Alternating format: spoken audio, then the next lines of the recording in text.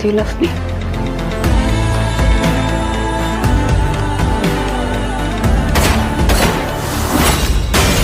जो दिखा पाया यूपी की पॉलिटिक्स, कहाँ कमजोर पड़ी ये सीरीज।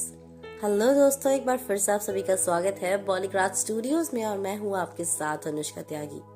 भाई, नेटफ्लिक्स की नई सीरीज ये काली काली आंखें ऐसे समय में रिलीज हुई है जब यूपी में जातिवाद चरम पर है।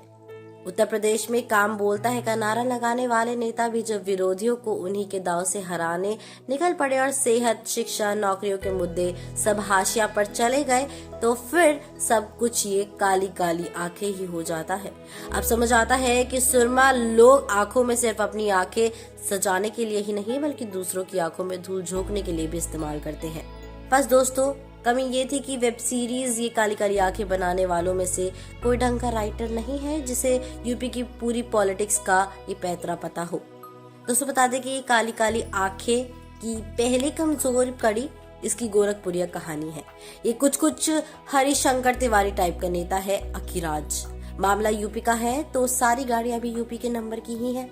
शहर का नाम नेटफ्लिक्स ने ओमकारा कर दिया और लेकिन जगह का नाम ओमकारा कर देने से अगर सीरियल ओमकारा फिल्म जैसा बन जाता तो बात ही क्या होती।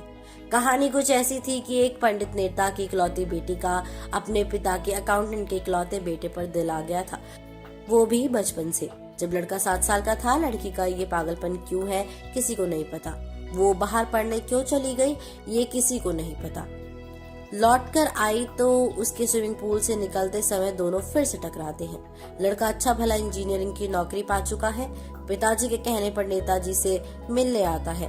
बिटिया के कहने पर नेताजी उसकी आंख के तारे को लाख रुपए की नौकरी दे देते हैं और लड़का मना करता है। तो लगता है कि आगे चलकर वो अमिताभ बच्चन बनेगा, लेकिन लड़की ने जरा सी चाबी कसी नहीं कि वो ताहिर राज भसीन निकलता है। दोस्तों, बता दें कि नेटफ्लिक्स की भारतीय टीम हर साल अपने ग्राहकों का साल का पहला महीना जरूर खराब करती है। इस बार भी ऐसा ही कुछ हुआ। ताज्जुब की बात यह है कि ताहिर राज भसीन की आगे पीछे 2 सीरीज OTT पर रिलीज हुई। दोनों में ये लीड रोल में है और दोनों में कहानी दिखाई कम सुनाई ज्यादा जा रही है।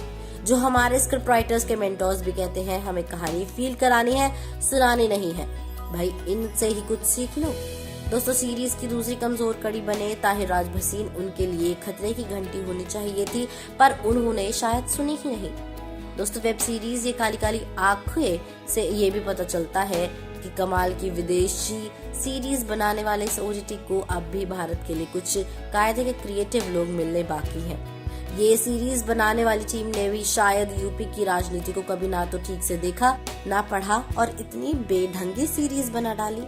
भाई, वेब सीरीज ये काली काली आंखें औसत सी सीरीज है। औसत सी कहानियां टाइम पास करने वालों के लिए है। इसमें दिल बाग बाग कर देने जैसा कुछ नहीं है।